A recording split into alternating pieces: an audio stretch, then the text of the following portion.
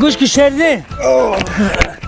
خانم چندم اتاج ده بود؟ ما یکم برو اومده استم فرود خانم حرکت میکنه کی میرسی بابا پای ماشکای قدر آسیدنه ها خانم هم بالا ده اخی 19 اتاج ده 19 اتاج رفتیم خیلی ما نشیدیم بسیار بعد نوشیدیم چی؟ ما همجا خواه میریم گرم نه خانه میریم قریب مون 10 اتاج برو آمدیم 7 اتاج دیگه میبرویم تمام 7 اتاج دیگه